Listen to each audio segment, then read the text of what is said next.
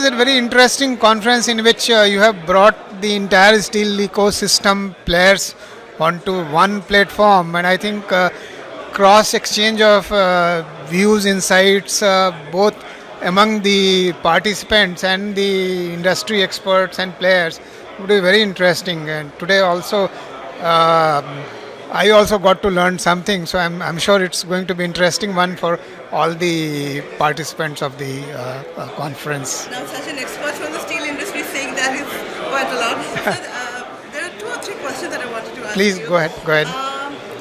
I guess India is still the sweetest spot on the global steel industry, but there's a but. A lot of the demand is going away in the form of imports, and India became a net importer in Q1, and Q2 data shows that imports are going to be still very robust.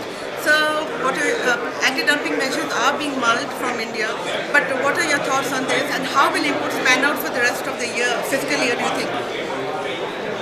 So I'm no longer looking after that. So maybe I can only speak from whatever experience I have.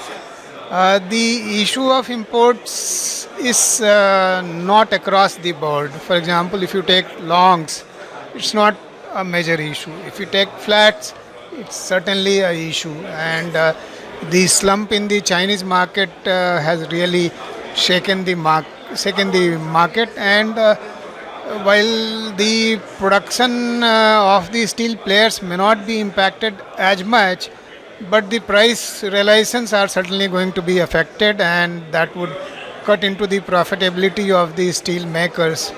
So I think to the extent it's the imports currently happening are unfair, and there is a dumping going on, Indian government should certainly respond to them in time frames that make the platform more even as compared to what it is now, because the duty prayers for imposition of the duty are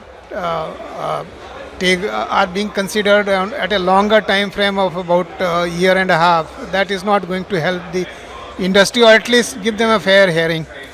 Sir, a slew of anti-dumping measures are being mulled across various economies like the EU, Vietnam, Turkey, and now Malaysia. So, how will that be impacting India's HRC exports in the long term? Very simple to understand.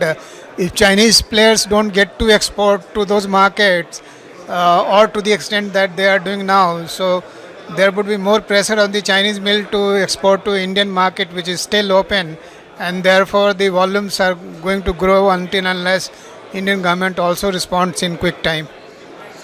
And looking at the rest of the fiscal, how do you feel steel prices would pan out, because they have already hit 1 year lows. Some of them have hit 1 year lows. Some other items have hit 3.5, 3 year lows. So what are your thoughts on that?